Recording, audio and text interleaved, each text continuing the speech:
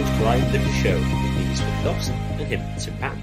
Today we're joined by Lukas Eidolon to discuss the essence of the political.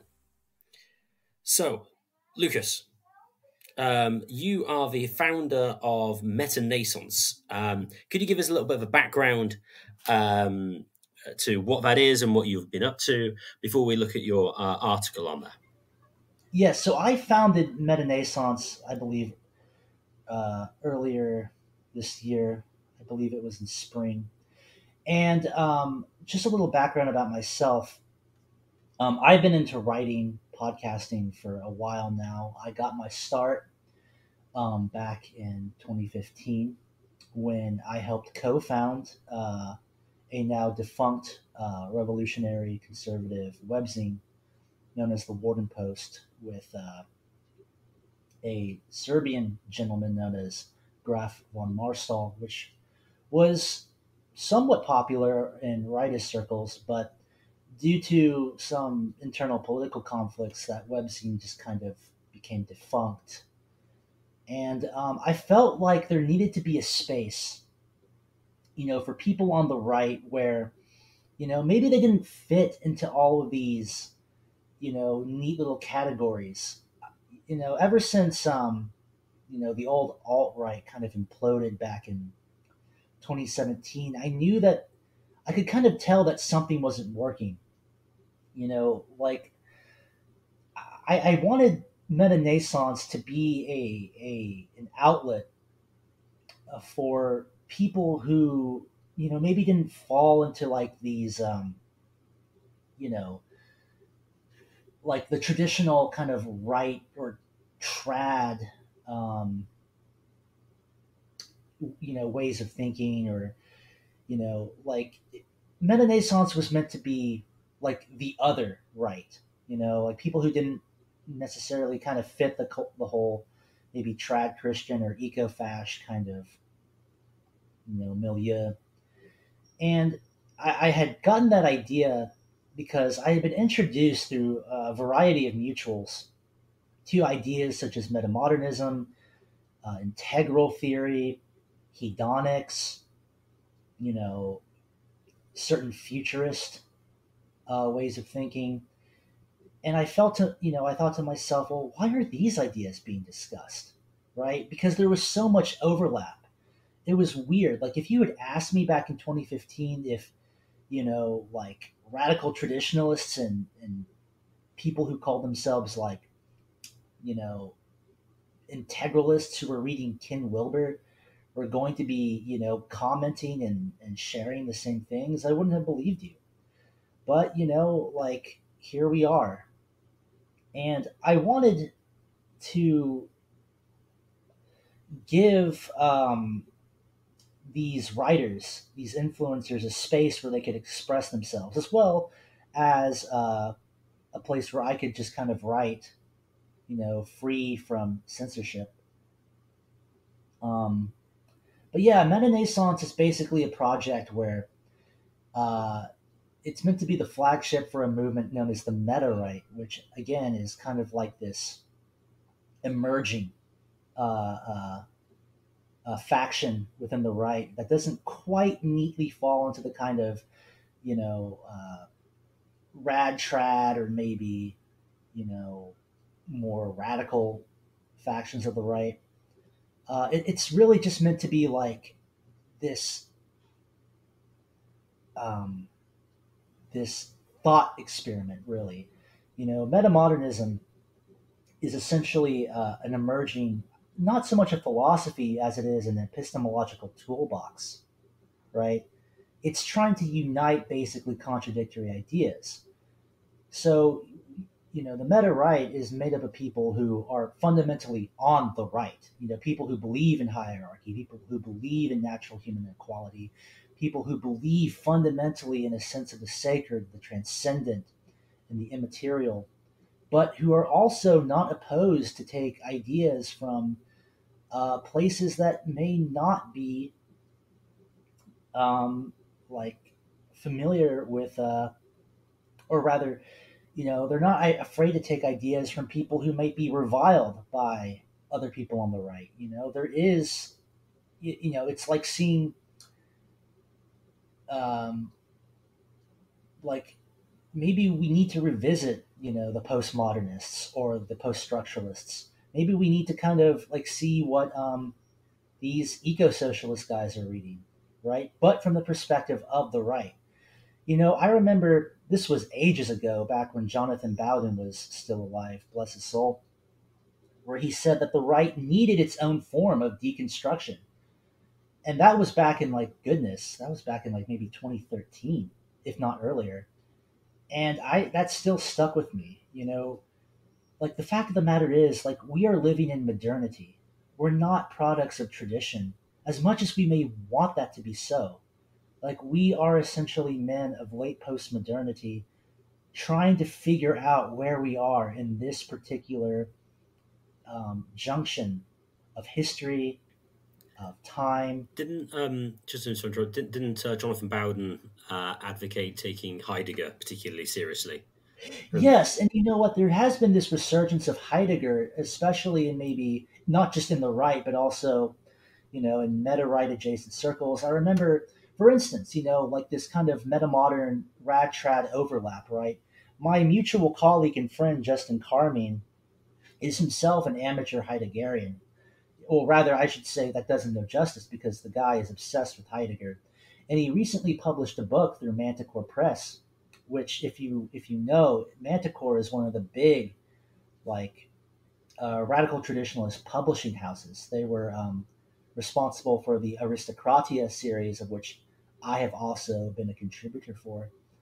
And if you had told me again, like that Manticore would be publishing books on metamodernism, again from a right wing perspective, I wouldn't have believed you because the idea would have struck anyone as so outlandish or unheard of. But again, it's like we're approaching a certain time where, just being mere reactionaries isn't working.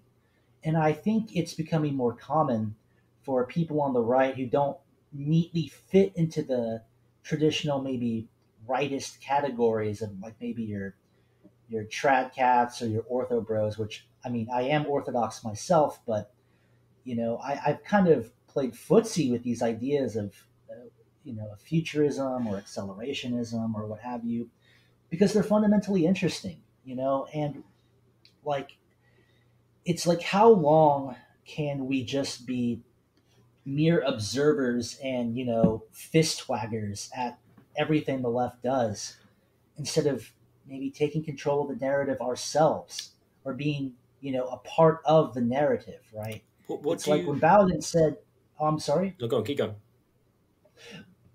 Right. So, when Bowden said the right needed its own form of deconstruction, you know, to me, that's kind of what I wanted Meta-Naissance to be. A kind of culture, like a kind of cultural critique, but from the right that kind of goes beyond, these maybe vulgar reactionary sort of tendencies. That isn't afraid of new So ideas. that's where I was going to go. So, with sort of taking the postmodernist seriously, what would you say is sort of like the essential insight, if there is one, of the right can take from the postmodernists? Is it merely like a genealogical one that we have gone through modernity and we've now in postmodernity, and so we have to deal with people where they are on more of a pragmatic level, or is there some sort of, for want of a better phrase, ideological insight from the Yes, I postmodernists? would say it's both. See, here's the thing: is the downfall of the well, what's you're right when you describe the whole, the genealogy of modernity. I mean, I'm authoring a forthcoming article where I make the case, as I have in the past, that we can't undo the crisis of modernity. Like we can't put, Cromwell and Westphalia back in the box, right? We can't go. We essentially can't go back. We are living in a situation where the consequences of the Reformation or the Enlightenment or the French Revolution, take your starting point, are essentially baked into the cake.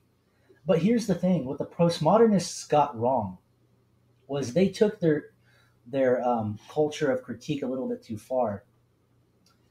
You know, postmodernism is a lot like liberalism, right? It can only critique things, and Schmitt, who we'll get to momentarily, made this claim. Schmitt was a critique of liberalism, maybe even the arch nemesis of liberalism. And liberalism, right, as he put forward, is not a political ideology in and of itself, in the same way that I would argue that postmodernism is not a coherent philosophy. It's only a critique of philosophy, in the same way that liberalism is a critique of politics, right?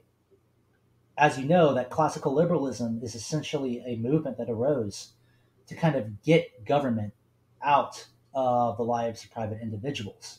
And postmodernism functions in a very same way. Now, what we, for a kind of postmodern future on the right, I believe we need a kind of re-injection of values, not just a mere critique, although I do think a critique is important. Because how else are we going to kind of like whether it's owning the libs or actually, breaking down these kinds of nonsensical and, just anti life narratives that they put forward. We need a re-injection of values into our own, methodologies, right? We need to return to things like truth and depth and authenticity and historicity, at this moment in time, right? Like we're living in a very bizarre period, you know, like late postmodernity is this situation where it's like I describe it as being at like the entrance of like a door, right? It's like think of yourself in like a vast like checkerboard plane almost, right? Outside of like space or time, but you're confronted with like a door, right? You don't know what's on the opposite side of this door, even though like everything else is just kind of open to you, right? Like our situation now, like for the meta right, you know, for metamodernists on the right, our situation is kind of like being outside of time. It's like a kind of afterworldliness. It's not merely just trying to go back to a idealized version of the past, as much as we may want to go back to this golden age of like warrior aristocracies and god kings and priesthoods, as many traditionalists envision, as myself did, back in my 20s. I was an arch anti-modernist and traditionalist throughout the majority of my 20s. But I had to make peace with the modern world and accept that you know, that vision of the world just is not returning, at least in this cycle. And moreover, I feel like for metamodernists on the right, our situation is more of like not so much as going back to an imagined past, but recovering a kind of lost future, right? A future or futures that were denied to us by the advent of liberalism, of globalism, of all of these things that have of the world wars, these things that have kind of put the West in peril and have denied, um, you know, us, Western peoples from experiencing these futures that would have been far better had we not gone through these crises. And it's like, again, going to this analogy of the open door in this liminal space, right? It's like everything is around us, right? The past is behind us, but all of these possibilities are before us and beyond us, right? And it's our job to kind of take like the how do I put this? You know, what we have, like the aesthetics, the meta aesthetics, if you will, of all of these imagined lost futures, and kind of use them as tools to kind of construct something that's inspiring going forward as we transition from late postmodernity into something else. And I believe that time is coming very quickly, probably by the beginning of the next decade. Interesting.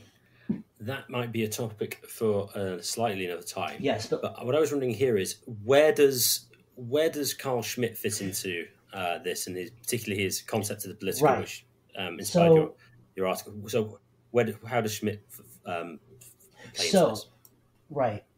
So back when I was making when I was kind of getting away from maybe traditionalist conservatism or mere religious conservatism, or let's just call it like, tradism, the kind of vulgar traditionalism that you see, that's kind of like, it's kind of propped up by a kind of romantic aesthetic, but lacks a lot of substance in its own right. When I was kind of getting away from that, I had the idea that, well, maybe the way forward is a reevaluation of politics or the political. And that got me into that got me into reading the works of Carl Schmitt. It got me rereading the works of Alexander Dugin again, because, and I'll get to Dugin in a minute, but that ties into his idea of the multipolarization of the world, right? And if we really are thinking about the polarization, like, or rather the repolitization of the world, right, it's impossible to not mention Carl Schmitt as well, precisely because the political life of the world is fundamentally a world defined by states, of which, the state in the thinking of Carl Schmitt is the only true political subject, right? And if we're heading towards a multipolar world, that multipolar world is going to be defined by the presence of states, each pursuing its own interests, right? So the reason I got into Carl Schmitt the way I did, or rather, a kind of, how do I put this? You know, the reason I immersed myself in his work is because I was trying to search for something like a real like a real understanding of politics, of the nature of politics, because everyone I was associating with at the time, and especially people within metamodernist circles, always eschewed politics for society. And those are two different terms, and I want to touch on that, right? So, Carl Schmitt defines well, here, let me read um, the first line of my essay, The Essence of the Political, which I have published at Metanaissance, which was meant to be a brief introduction to the political and legal thinking of Carl Schmitt, as well as a kind of critique of politics, or rather a response to maybe anarchists or libertarians or utopians or liberals or socialists who kind of wanted to kind of get away from the problem of politics in favor of a kind of ideology or economics or dogmatism, right? So the first line of my article, which becomes I think the rubric for the rest of the essay itself, goes: the essence of the political is the ability to make a distinction between friend and enemy as applied to activity in relationship to power. Power is a relation of control between two similar organisms, and the sole function of human society is the production and reproduction of power. I believe those two sentences adequately sums up the entirety of Carl Schmitt's thinking. Now, Could you could you just elaborate on the latter and the production and reproduction of power, because power is almost like freedom yes. in its lack of So definition yes, in most cases. I write a little further down that power is essentially a unit of control between two organisms, right? Power is the ability to compel someone to do your will against theirs, and that is especially true in the relationship between states, right? Like, I mean, think about how America, operates on the global stage. Do you think like these minor states like I don't know, Belgium or the Netherlands or whatever, like are friends with the U.S. because they necessarily want to be. Maybe it's beneficial to them economically to participate in the same marketplace, but essentially, they have to kind of acquiesce to the reality of American power, right? You know, Power is essentially about leadership or leader and led, right? Who is leader and who is led, So just to clarify, you mean primarily American military power in right? this context? I'm Right, guessing that's what you're talking about. right. And here I have I wrote something a little further down that explains this.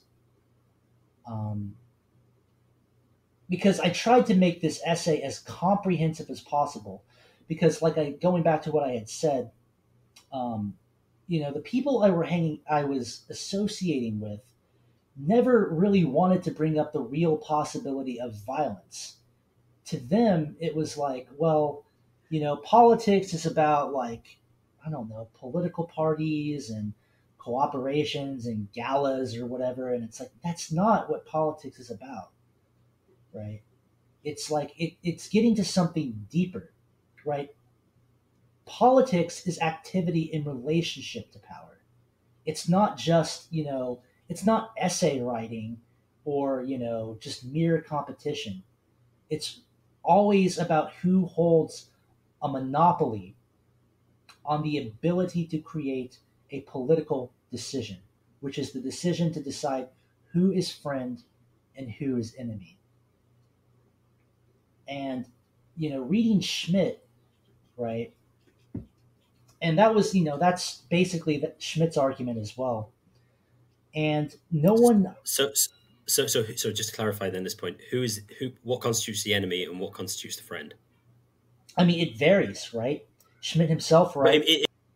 sorry, in its most abstract sense, what does it mean to be An the enemy? enemy? What does it mean Oh, to be the friend? right. No. So,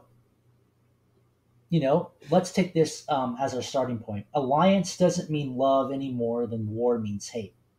Again, it's all about power. A true enemy is um, any political unit or organism that poses a real uh, threat to that organism or political unit's existence or power, right? So let me read this excerpt from my article, which I feel explains this, right? So Schmidt writes in his concept of the political, quote, an enemy only exists when, at least potentially, one fighting collectivity of people confronts a similar collectivity, unquote. So again, if we're going to use like I guess classical etymology, right? The enemy is hostis, not amicus. Polemios, not ecthros, right? An enemy is always a public enemy, never a private enemy. He is not a neighbor where personal grievances, antagonisms, and conflicts are concerned. The true enemy is an existential enemy. He is a figure whose existence alone disrupts the status quo of the state. The true enemy can only be a figure where there exists a real possibility of violence. And that is from my own article where I elaborate on Schmidt's conception of the true enemy. So, if the right was to take Schmidt seriously, how would they change their either prescription of what ought to exist or how to achieve what ought to exist? How would that change in light of Schmidt relative to the people you were dealing with, say, 10 years ago? Oh, goodness. Wow. Um,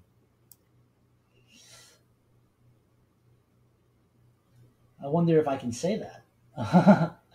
Well, okay. If you're not if you don't have a clear one, but just what insights, how might it change in orientation? How might it change the nature of the goal? So, for instance, I know a lot of sort of like you could refer to them. Sure, sure. Post-libertarians, for instance, would say, well, no, the goal of being a political enemy is to seize power. You can't negate power. Now, I don't know.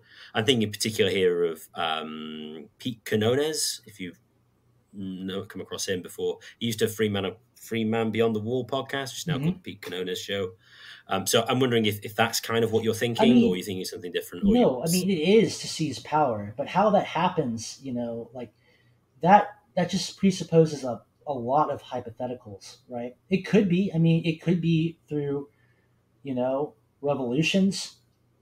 It could be through breakaway states, right? I mean, think about it. Like we have real life examples of this. For instance, right in Lebanon, we have a situation where Hezbollah essentially makes up the legitimate, maybe not legal, but the legitimate government of much of the south of the country. Collecting taxes and performing public works and defending its borders, because the I guess you could say the de jure Lebanese state has become so weak in that regard that it's opened up a vacuum for other factions and political entities to become the decisive decision making body, right? And here is what Schmitt defines as a state, right? So, okay, let's talk about what constitutes a state, because I know libertarians, like, again, this article was written to confront like libertarians or post-libertarians or anarchists or liberals who thought the state was some kind of boogeyman that we need to get away from. And it's like, no, no, no. Like the state is the sole political subject, and we have to make peace with that, right?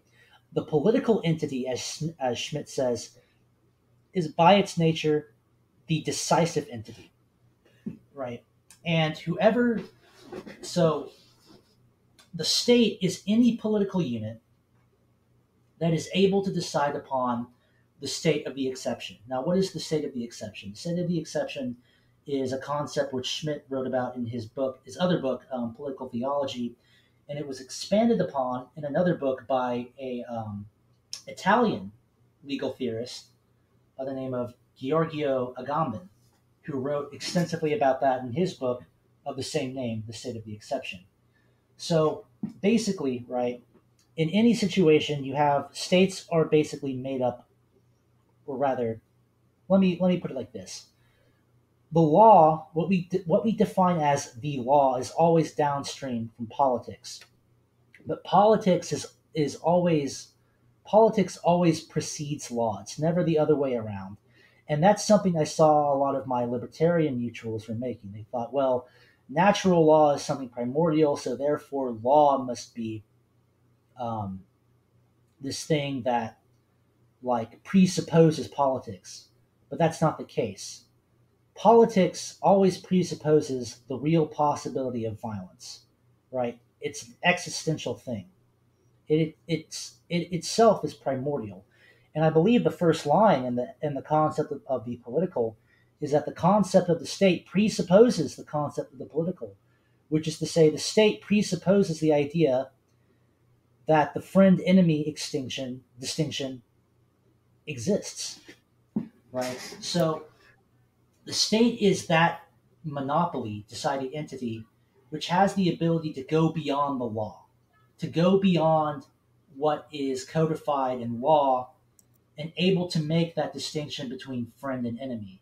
It's able to assume for itself extra judiciary powers, right? Anything else that is kind of bound to this judiciary norm, if you want to call it that, is either a part of the state or is subsumed within the state. And I wanted to kind of make that clear to my libertarian and anarchist colleagues. Do you think that Schmitt claims that the state always exists? There's always a situation Yes, of state I in would any make that claim. situation. I would make that claim. Okay, because the reason I say that is Schmitt, I think, doesn't believe that on my reading of the concept of political. He actually recognizes that there would be situations of the situation he mentions there in particular is there is a group which is powerful enough to prevent war taking place, Mhm.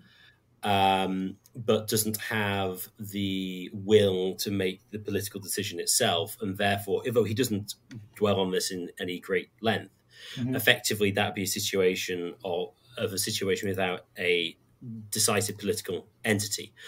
To just elaborate on that, if you respond, it seems to me that Schmidt's concept of the state really applies to modern nation states after Westphalia with conscription. You are. Um, Oh, my bad. Go ahead.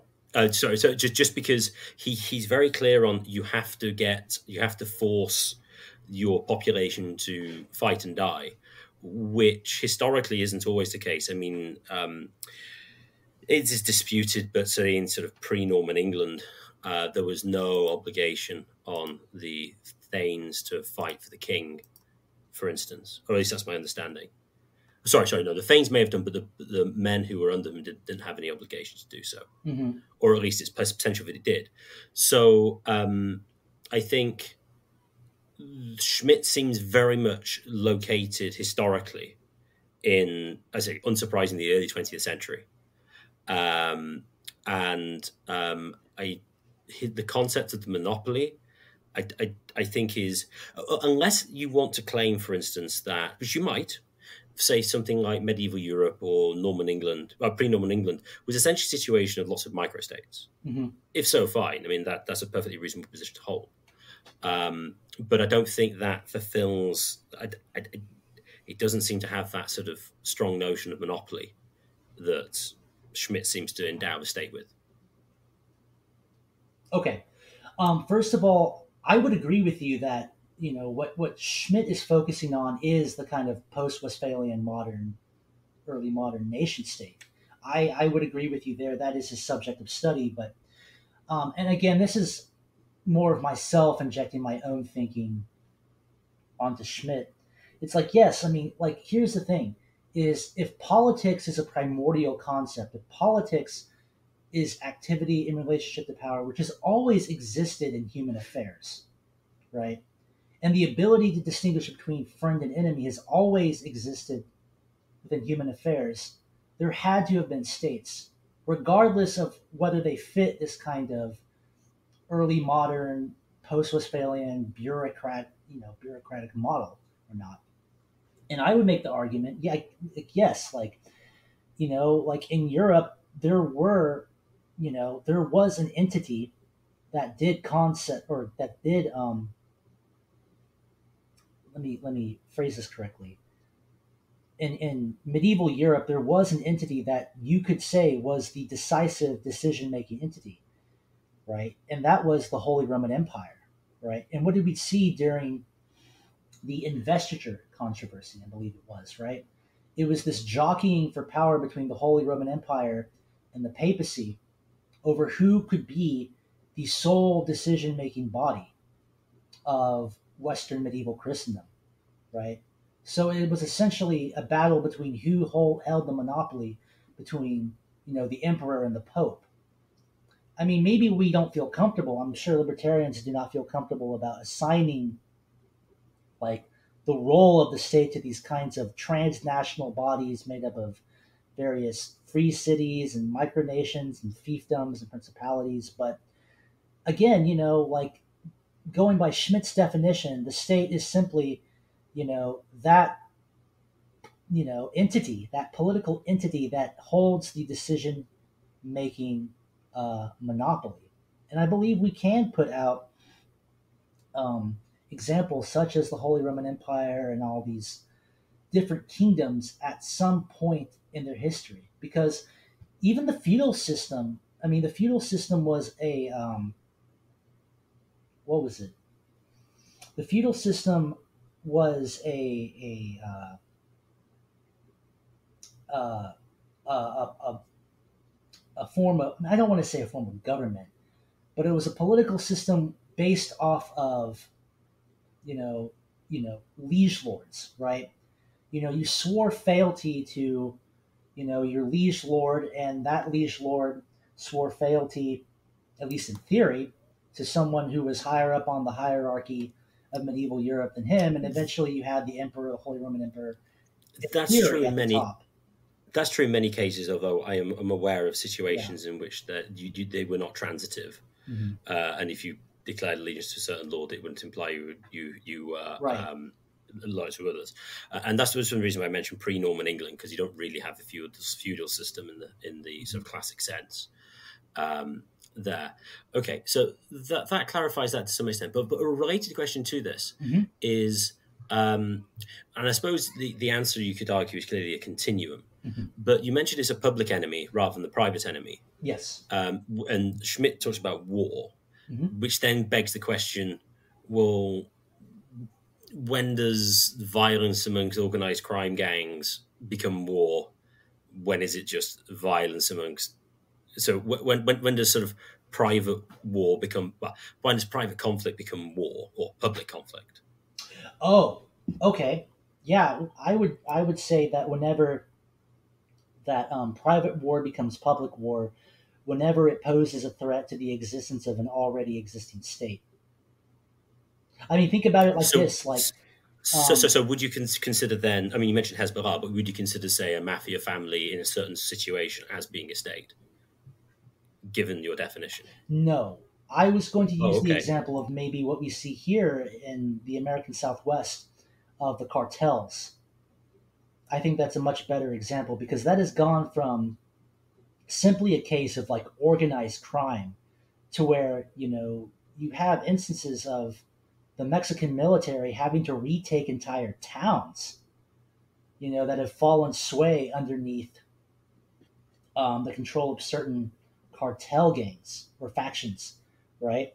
I mean, in Mexico, I'm not sure if you folks are aware of this, but in Mexico in particular, there have arisen groups rather called like, I think they're called like the self defense organizations in certain states, Mexican states, where they're basically public militias that have been formed to kind of push back against cartel violence, right? I mean, anything that threatens the monopoly of an existing state, I think makes that distinction, or rather, that makes the anything that poses a threat to the ability of a state to hold a successful monopoly on the state of exception, I believe, poses a threat to that state's power. And I think you could also make that.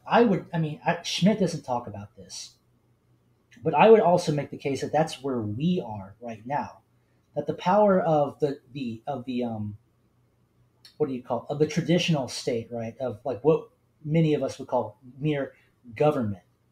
The democratic or bureaucratic state has been weakened, in the aftermath of, like, let's say, the advent of neoliberalism and the Bretton Woods Accords, to where essentially you have like these multinational or international finance corporations or entities, the World Economic Forum, the World Bank, have essentially become like mini states themselves, of which, governments, you know, national governments are essentially like the arms of the true decision making body, which is, you know, these corporations like, BlackRock and Vanguard and the rest.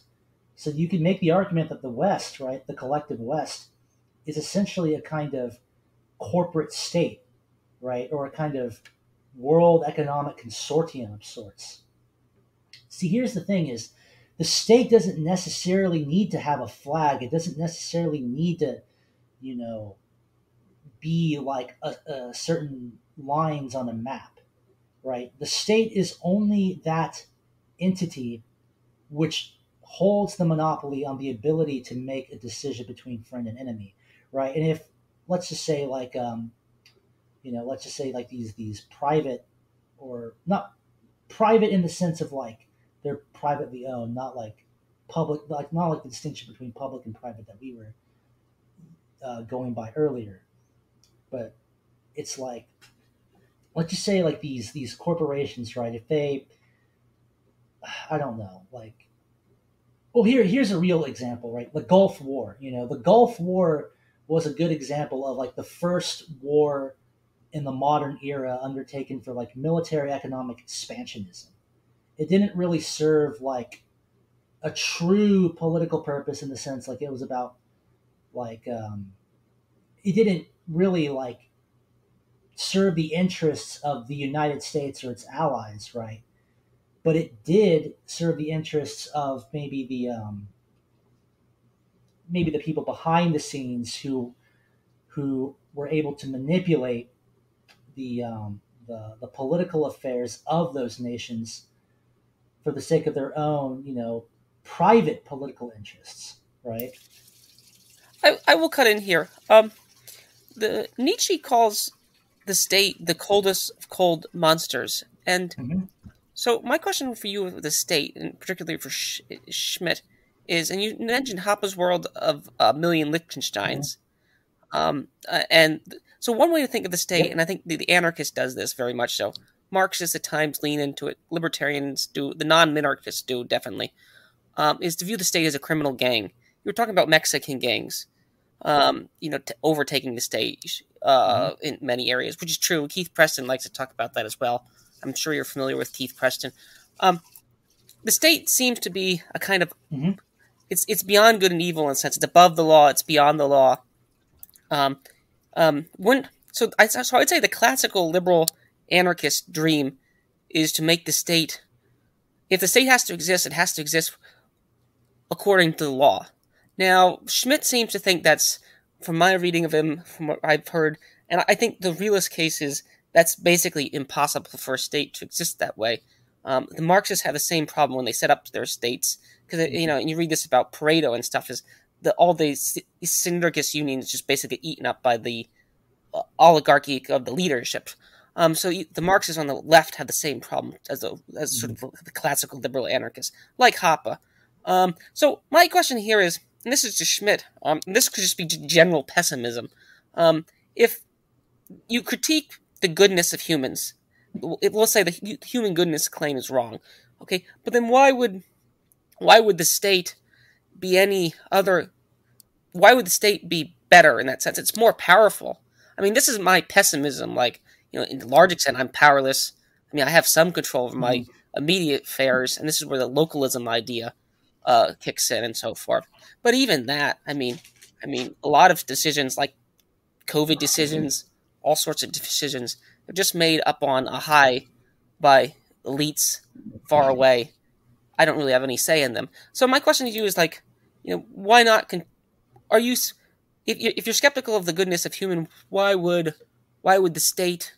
I mean, you might not be thinking in moralistic terms, which is fine. I don't think Schmitt is either. But like, what is the project? What is the project there? Is it just purely understanding? I mean, I'm all for understanding the world too, and I think Schmitt is very good at understanding the nature of that cold monster. But in terms of advocating to take over it, that's where it becomes. You could still say I'm stuck in the libertarian milieu, and I fully am into that in some sense too. I think Swithin is somewhat too. But that would be my. It's not really a question Hmm. directly, but it's more of a comment with a question in there. If the state is this cold monster, Okay. but humans and the humans aren't that good either. Why would the statist humans be any more useful in that sense to break out of this current existing milieu you describe in the sort of strange Okay. standing at a door? Lucas? Okay. Because I think anything else would be denying the nature of reality, right? It's like when I say like make the or when I make the claim that the state is the sole political subject, I am making a universal truth claim. I may not have to like it, like you said. It's not a question of morality. And here's the thing: is even Schmitt himself says that politics and ethics are two different spheres of thought and action. Politics is about friend and enemy. Ethics is about good and evil, right? The enemy as he exists may be good. He may have admirable qualities to him. But if he poses a threat to my power, again, if I was speaking as a state, then he himself has to be declared an enemy. right? And I would say that I would even go back further. Schmitt does not make this claim, but I would make this claim that, um, you know, that the state is essentially an anthropological concept, right? The earliest formation, I would say, of the state itself begins with, the men's lodge, the warrior society, or what, traditionalists back in the day would call the Mannerbund after Evola, right? It goes that deep. It is part of our nature. Like it is part of our world, right? We can't escape the reality of the political. Is what I'm trying to say, and what the purpose of this essay was. I understand, if I were a libertarian or an anarchist, and I thought the state was this cold monster, and to be fair, it certainly is. I mean, the reality of political life is cold. It is not pleasant. I mean, but any question that has to deal with friend and enemy are not going to be pleasant. Are not going to be pleasant questions that need answers, right?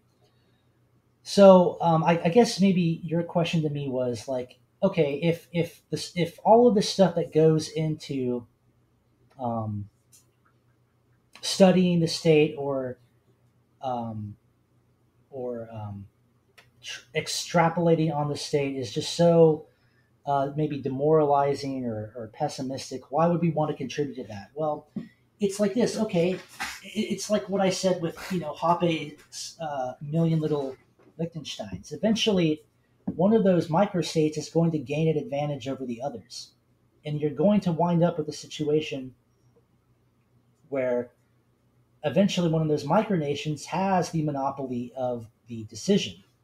It's the same thing in nature, right? Eventually, in nature, in the natural world, there are always apex predators. Okay? It's the same thing with the political world, with the reality of the state. I mean, the whole idea of like, well, if I guess classical liberalism kind of assumes an optimism, but I guess taking the natural argument, right? Let's say if I was a vegan, or I was one of these suffering abolitionist people who just hated the idea of death and violence and whatever. But as much as I might hate death or slaughter or eating meat, anything that had to do with you know taking a life, right?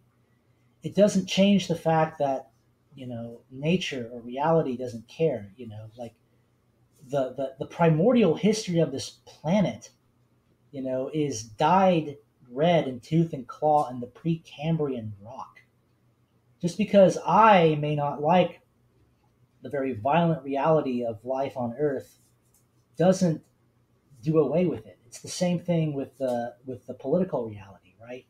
It's that human political affairs are always defined by their activity in relationship to power, and power always implies that there will be friends and enemies.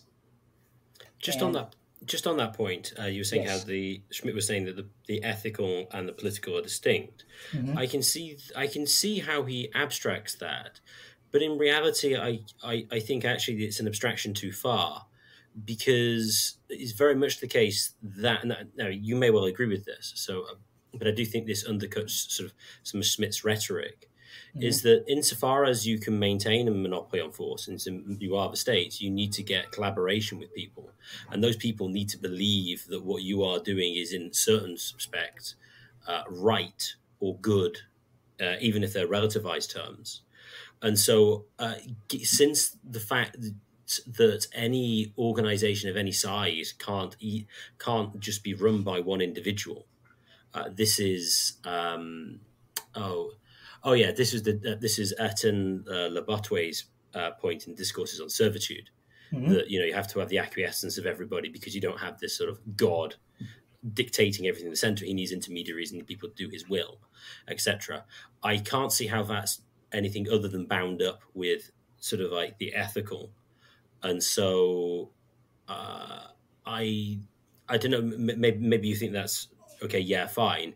But I do think that causes a bit of a tension in Schmitt's attempt to completely circumscribe the political as an entirely separate zone, because it has a necessary relation to it to even achieve its own existence. I would respectfully disagree because I think that all goes back to what we were discussing earlier with the nature of leader and led, right?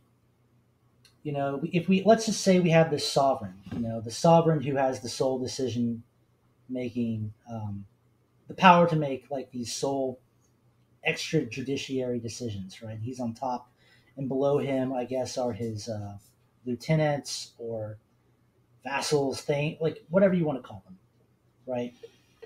It's not a matter of love that these people, that his subordinates are kind of, swearing allegiance to him.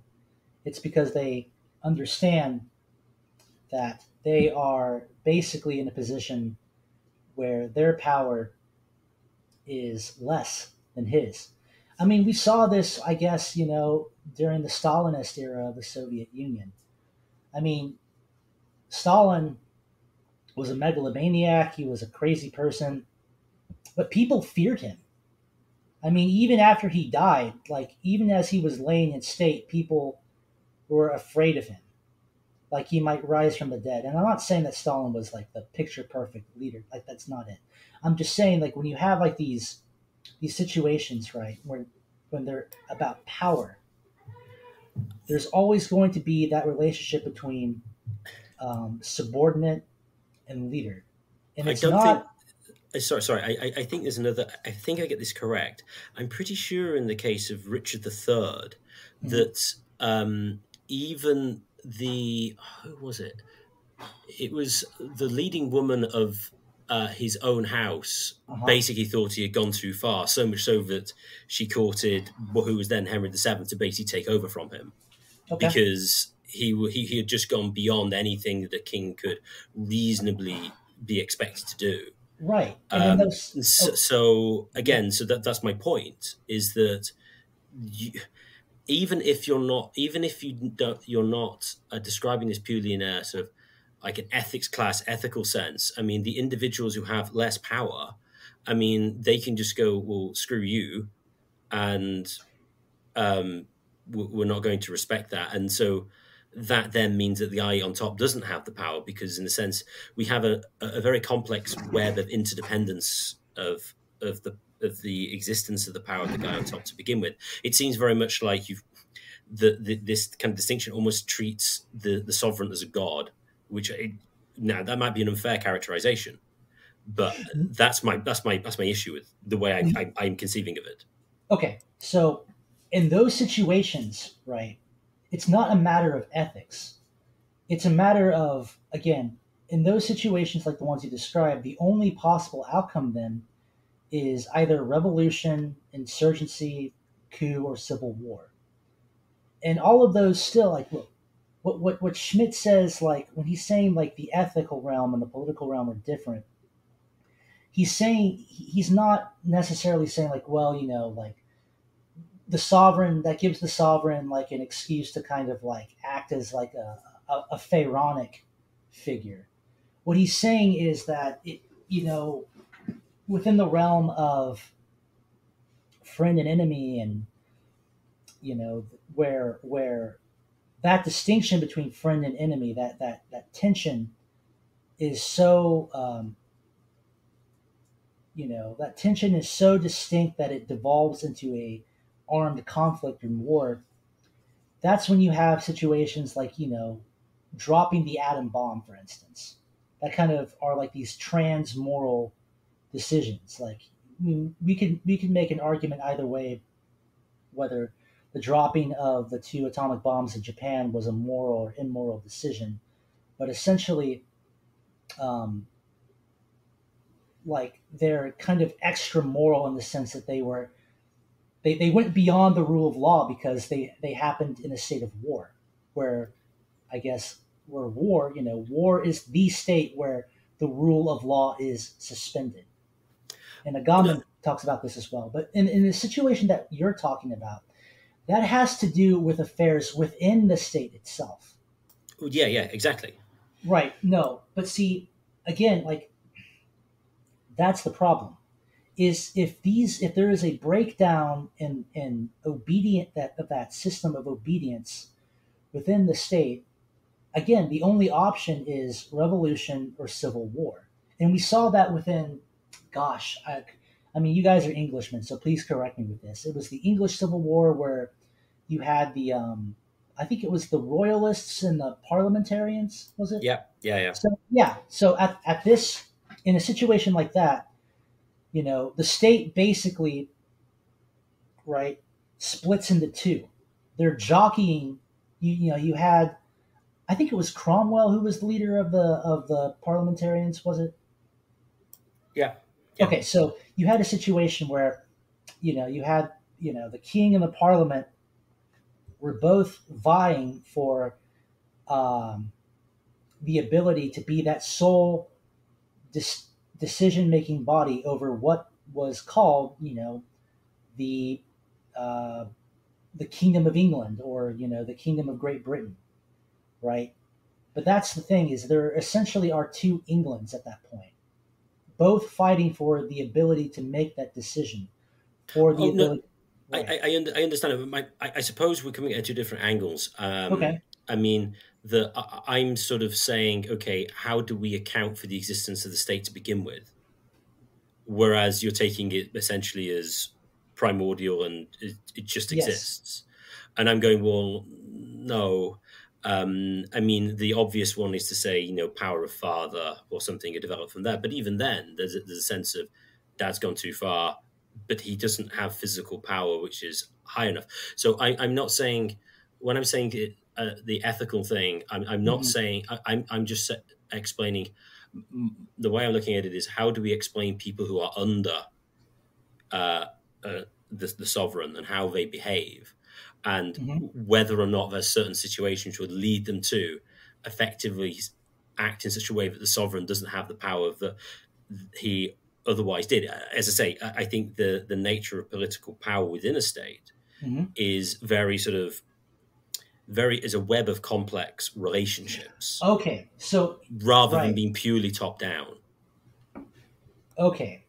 Um, Now, see, that was my main breaking point with a few other of my colleagues. And again, like at that point, I think we're talking about two different things. The state, which is the sole decision making body, regardless of like whether it truly is like a government entity or not, and what we would assign the role of society to, right? No, So, just to clarify, no, I literally mean in the fact that they can make the distinction between friend and enemy, even taking the mhm, Schmittian position. I okay, think the power to make that decision presupposes, insofar as they have significant power to make that decision, that is based on an interrelated web of relationships, which allows that power to exist, which is not purely top down. Because I think that okay, can only make sense if you basically have a god king, because I don't think you can actually exert your will on other people to do your bidding. You may actually agree with this, and it may be just a point of emphasis, but I do think this has ramifications for the Smithian position. sure. I mean, well, here's the thing: is I feel like we're kind of inching towards maybe justifying the existence of like dictatorship. And I mean, like dictatorship, I think is an aberration of democracy. You know, Oh, I'm not sorry. I'm not trying to say just dictatorship. I'm just literally saying, irrespective of what form the decisive decision making entity takes, whatever that form is, mhm. requires um, le- basically has become legitimate amongst basically what you could refer to as a ruling class. Now, I'm not trying to use this in a Sure. purely Marxist sense, but in the sense that these people are essential for the functioning of the friend-enemy distinction making sense, because without them, that the head of that body simply would not have the monopoly over violence and be able to command in the way that she does command. That's my point. Okay, okay. I guess my counterpoint to that would be, um, and maybe this would be something that maybe you could agree with, is that ruling class, which kind of gets the green light from all of these maybe other political groups underneath it, might be the best of all alternatives. You know, I mean, we saw that like when I was making that argument, right, in my essay about what would a state look like. It was about Somalia, 90s Somalia, where, for lack of a better word, Somalia had no. It was a stateless society. It had no functioning government, right? But in that situation, um, there was always going to be a power vacuum, and I make the argument that politics, the political world, abhors a vacuum. And again, we saw the rise of the Islamic Courts Union, which was this kind of like this alliance between the judicial or the legal and the religious spheres to essentially carve out a new political um, what do you call a new political unit within the territory of what had been the Somali Democratic Republic. And all the Islamic Court Union had to do was persuade the Somalians, both by force and by, I guess you could say, I hate this term, but like winning hearts and minds. Like it had to just kind of convince the rest of these, the people living within this territory that it was a better option than the various warlords that also were carving out pockets for themselves, right? Because the state of, like, rather, the end result of statelessness is not anarchism or a kind or natural law. It's warlordism. That's where I kind of make a break with all these maybe classical liberal or paleo libertarian or anarchist thinkers, because I have never seen a situation, and I think anyone would be hard pressed to find a a situation where, after you have a collapse of a civilized society, or I should say a hierarchical society, where after the collapse of that political unit, it just kind of reflexes into a kind of voluntarist, um, kind of economic cooperative thing of, like, where everyone is just kind of agreeing to, like, mutual covenants and private property. And it's like, I mean, I don't think you find that anywhere. I mean, the reality. So, Lucas, I would agree entirely with you with respect to Somalia and power vacuums and stuff. That's entirely my point. My point is we need to explain the creation of, I think it's the Islamic Courts Union to begin with, and how that functioned. And the reason I say that is the idea that we have this completely circumscribed area, which is political, and then ethical on the other hand, I think doesn't explain human behavior. And we need to explain human behavior because we don't have one individual who can run a state of any size. Even if you have one strong man, like literally the strongest warrior, like against 5 other guys or 10, he will lose. So we need to explain how he gets the other people to work alongside him, such that he is then in the position to make the friend enemy distinction. That's my point. So just narrowly, it's I don't see the wholly circumscribing of politics and ethics as I think that it's much more permeable. I can see there's distinctions to be made.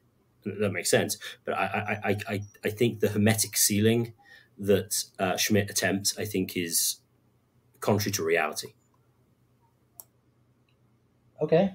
I mean, again, I would respectfully disagree, because it just strikes me as a little naive to assume that any decision that has to do with the possibility of violence naturally just assume like, there are qualities of good and evil that go into that. I mean, obviously, we can all agree, like, here, what Schmitt is really getting at, it's not saying that individual human agents cannot act morally or ethically on their own.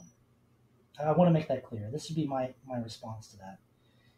What he is saying is that war, right, which is the highest intensity of the friend-enemy distinction, is also the doing away with, the state of law, right? War or anarchy or revolution is basically like a void within the law, right? So it basically means like anything is possible, right?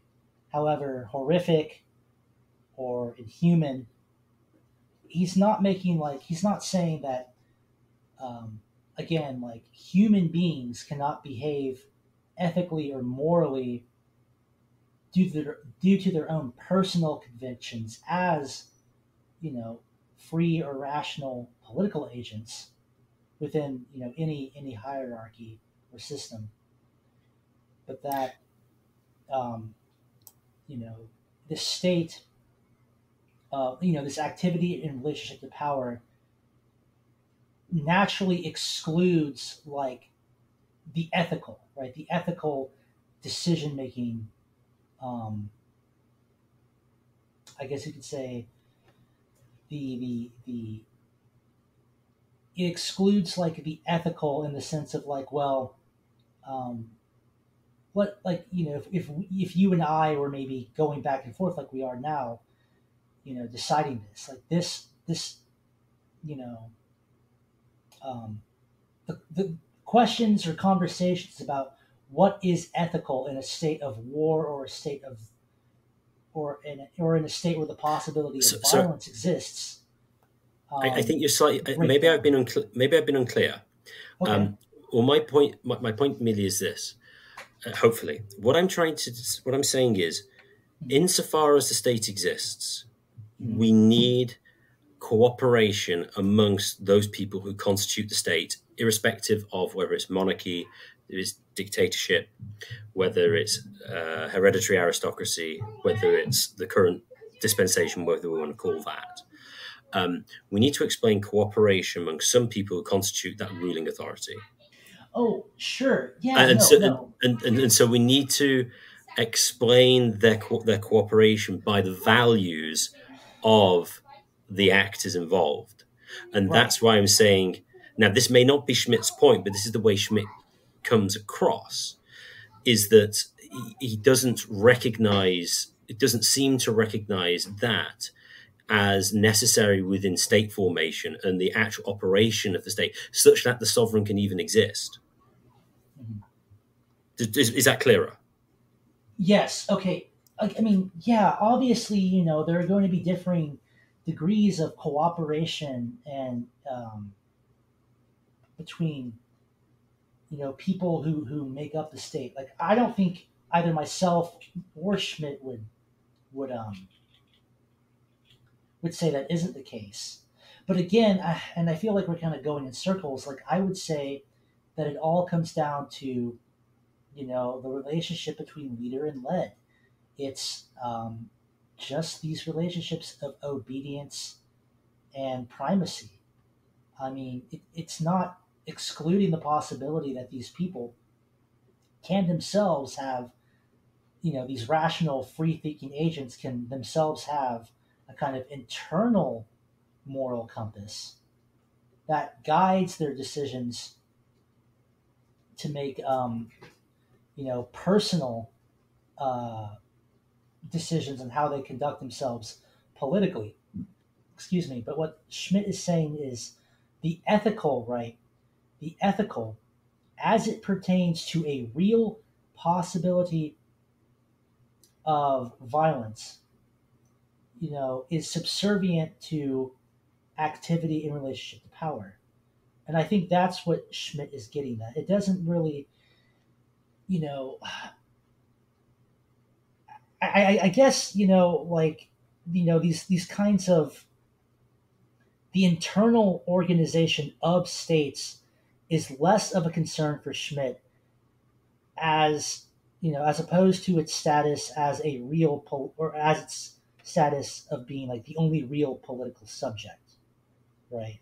Because if you want to break down any state, whether it be like a democratic or bureaucratic or theocratic, any kind of state or government, we're essentially talking about particulars and not essentials in that case. Okay, I think let's shift gears for one final question. Can I cut into a question here, Swithin? Yeah, go to. Yeah, go to. What are your thoughts, Lucas, on Thomas Hobbes and the necessity? We did an episode maybe a year ago with Keith Preston on what is Thomas Hobbes right about the necessity of the state, and we're in that case it was sort of a choir meeting because it was three anarchists of variety stripes discussing Thomas Hobbes in that sense.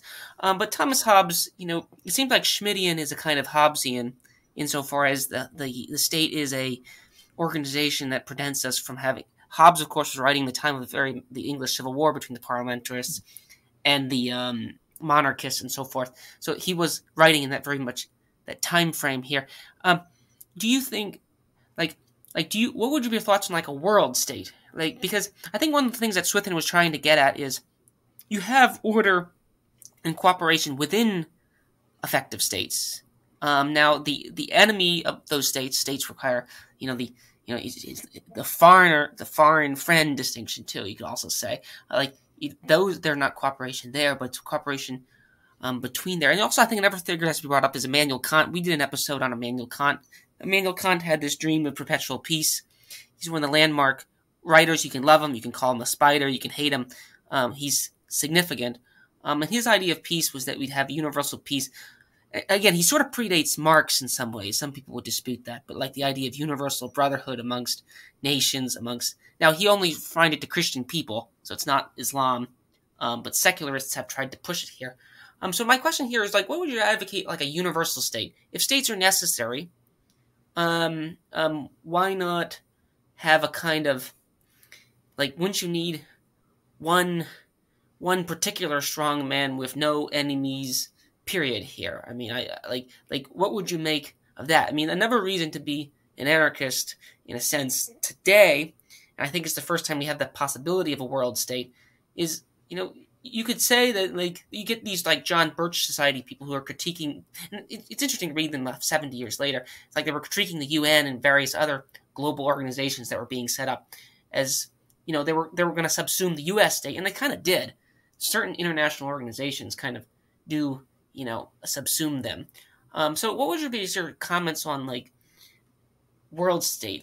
That's a line that I've always thought if you really believe you need a strong man to create order, you need a strong man to create order amongst nations, which require abolishing the very nations that are currently existing here.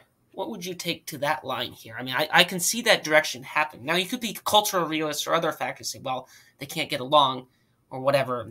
That very well might be true. But on a theoretical level, what do you make of that, Lucas?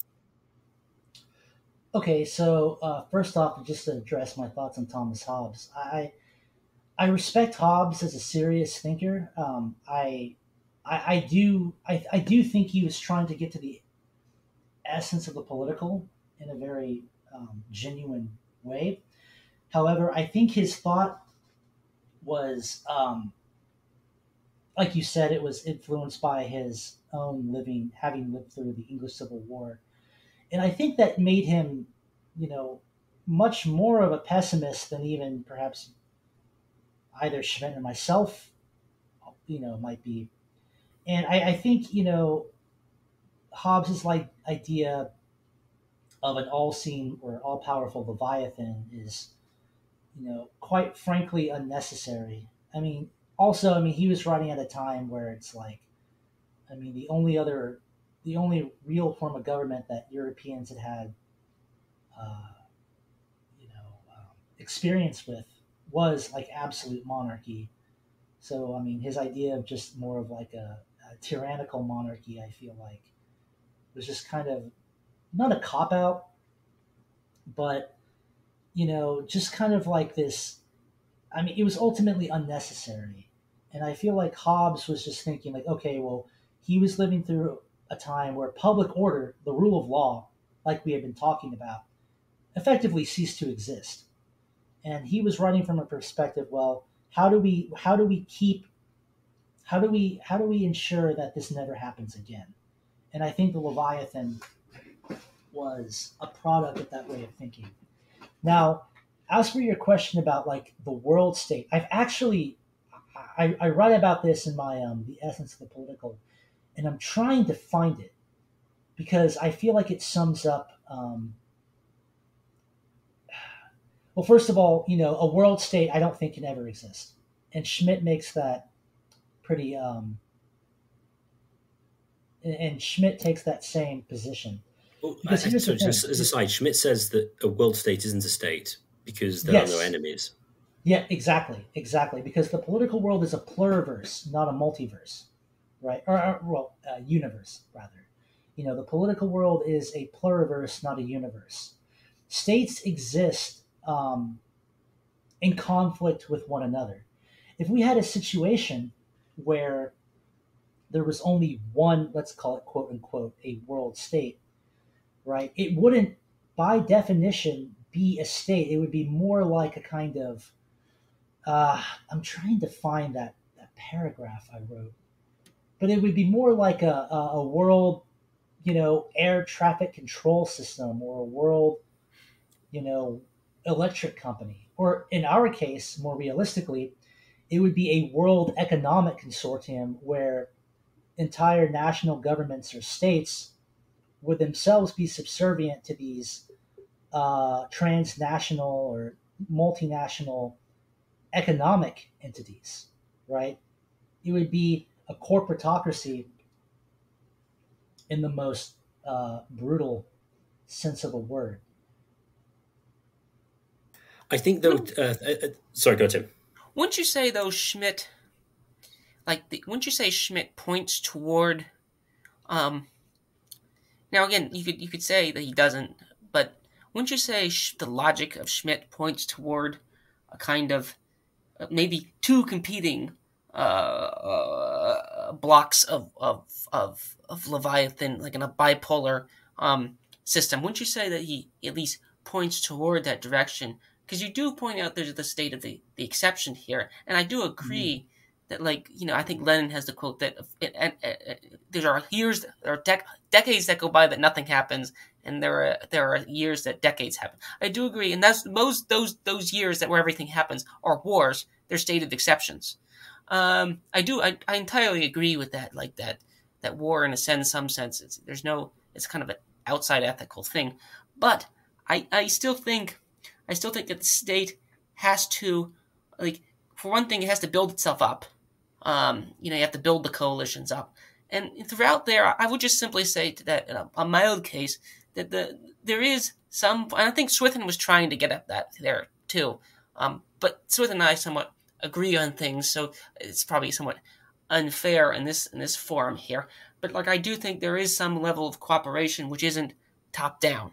That would be my very mild case here. I don't know if Swithin would agree with that. I mean, I do agree that there is hierarchy and oligarchic control. But I would say the best form of that would be a one-world state, if you really want to do it, if you really want to go all the way here. So that's why I think Thomas Hobbes is a very interesting political thinker here. And I do think Hobbes is more pessimistic than most thinkers, but he is also probably one of the clearest thinkers there, because he posits what he thinks is necessary to get social order here. Which, if social order is a good, then you have to sort of state that here. That'd be my response there. I mean, I would just say that Schmitt points towards that direction, for better or for worse. Right. I don't know. I mean, you could probably link Schmitt and Hobbes within the same, I guess, train of thought or school of thought. Neither of them are anarchists. Would you agree with that? Right. Oh yes, absolutely. I wouldn't say either of them are classical liberals either. Would you agree to that? Yes. Well, I don't know. Like I've heard the argument that Hobbes at least was thinking.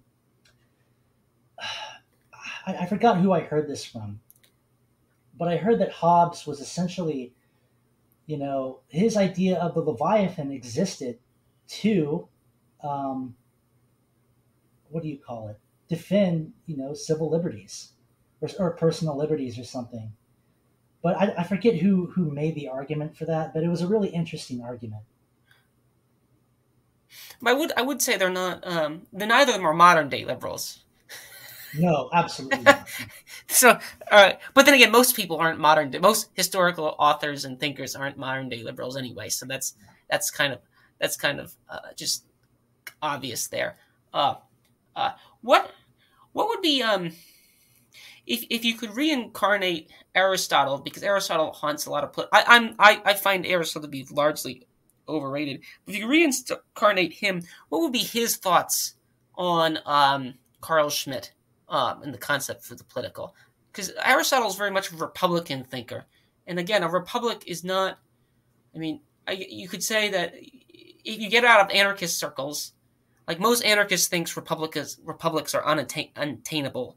So what would be your thoughts on like classical republicanism? We've had some interchanges with a YouTuber, Bolfswith and I. He's an advocate of that.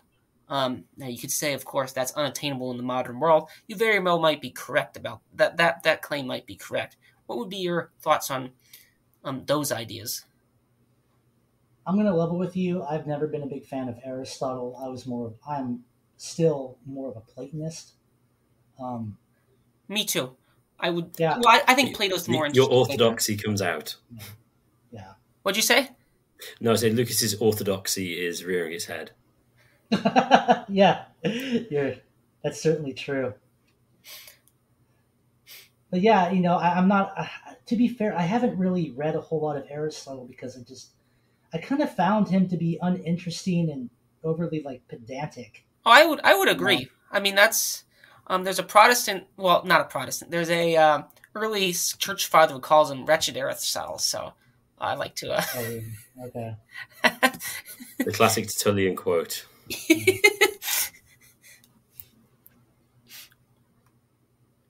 Do you think the anarchist? What were you saying? Oh no, go ahead. Do you think so? Do you think the anarchist project is unrealistic, or do you think Yes. do you think it is? What I guess because there's a synonyms of themselves. Do you think it's unrealistic, or do you think it's out?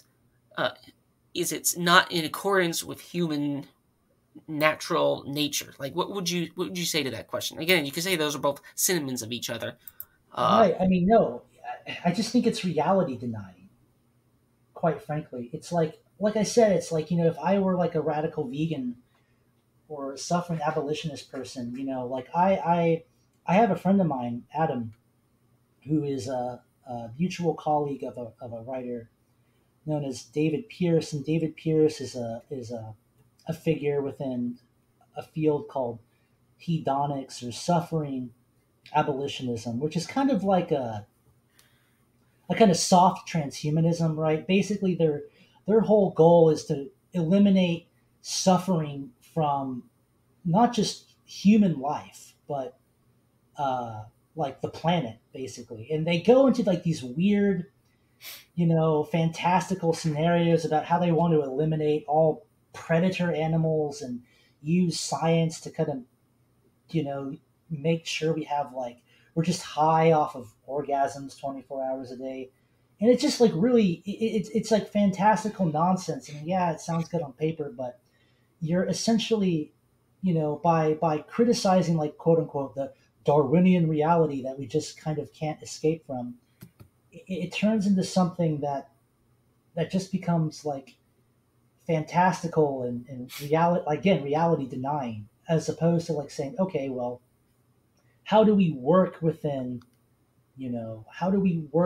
what already exists? How do we work within what has been proven to work? And I think getting back to the essentials of the political, right, understanding, as the Chinese are doing, right? I don't know if you folks are aware of this, but the Communist Party of China has actually in recent years begun translating the works of Carl Schmitt en masse. He's really kind of energized their own kind of intellectual base as China kind of uses its friend enemy concept to kind of project its own power on the world stage. So yeah, Schmitt has been has kind of seen a revival in recent years, and of course there's Alain de Benoit's good book, Carl Schmitt Today, and how I guess it was the Bush administration used the friend enemy distinction to kind of launch his war in Iraq, or rather the state of the exception. My mistake. The state of the exception to kind of launch the war in Iraq. And yeah, I mean, I really do think interest in Schmitt is necessary if we're going to try to understand like the reality of politics and not just kind of be led away into this thinking where everything just comes down to our participation in society, right? Because society is basically an amalgamation of different spheres of thought and action. Like society is the amalgamation of government or law or religion or the economic, trade unions, businesses, corporations, everything that falls outside of that ability to make that that final decision. Not that, which is not to say that any one of those particular spheres or organizations could not themselves at one point assume that monopoly.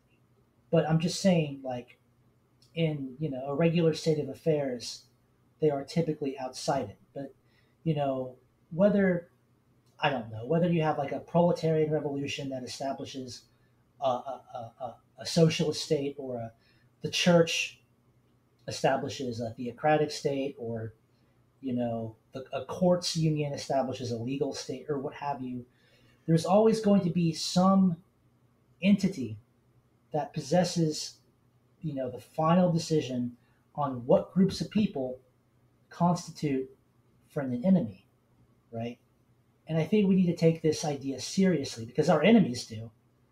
I mean, you can't outlaw war, you can't outlaw violence, you can't outlaw oppression, but you can outlaw certain groups of people. And I think that those people that hate us and do not have our interests at heart understand this very well. And I think it would behoove us to kind of accept that and start thinking the same way. Just now, I'd like to thank Lucas for joining us. It's been a very interesting discussion. If you'd like to check out more of Lucas's stuff, go to metanaissance.com and you see his writings and all the people writing for him. And thank you for joining us today. If you'd like to contact if you like this podcast, please share it with your friends and family and subscribe to us on Podbean and on YouTube. The more subscribers we get, the higher we get in search rankings and the more people can access this material. And if you'd like to contact the show for any reason at all, please contact us at mindcryinglibertyshow@gmail.com. That's mindcryinglibertyshow@gmail.com.